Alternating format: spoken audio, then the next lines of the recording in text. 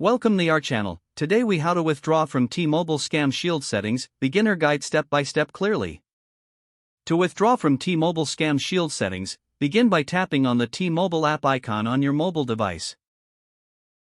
Once the app opens, log in with your T-Mobile account credentials. After logging in, navigate to the Account tab at the bottom of the screen. In the Account section, look for the Scam Shield option and select it. Once you're in the Scam Shield settings, locate the Manage Settings option.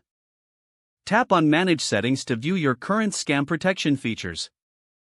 To disable the features, find the toggle switches next to each setting. Switch off any settings you want to withdraw from by tapping the toggle. You may receive a confirmation prompt asking if you're sure you want to disable these features. Confirm your choice to proceed with the withdrawal from Scam Shield settings. After making your changes, exit the Scam Shield menu to return to the main account page. Finally, ensure that your changes are saved and reflect in your account settings. You have now successfully withdrawn from T-Mobile Scam Shield settings. If the page does not load, refresh the browser or try again in a private or incognito window. Make sure you are using the correct email address, then retype it carefully to avoid small typos. If your password is not accepted, use the reset option and create a new strong password you can remember.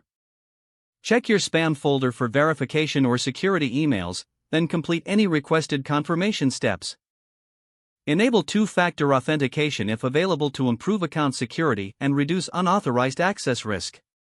After signing in, review your profile details so your contact information and settings are accurate and current. If you see an error message, note it down and try again after restarting your device and internet connection.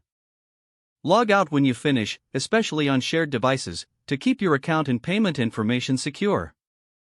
If the page does not load, refresh the browser or try again in a private or incognito window. Make sure you are using the correct email address, then retype it carefully to avoid small typos. If your password is not accepted, use the reset option and create a new strong password you can remember. Check your spam folder for verification or security emails, then complete any requested confirmation steps. Enable two-factor authentication if available to improve account security and reduce unauthorized access risk. After signing in, review your profile details so your contact information and settings are accurate and current. If you see an error message, note it down and try again after restarting your device and internet connection.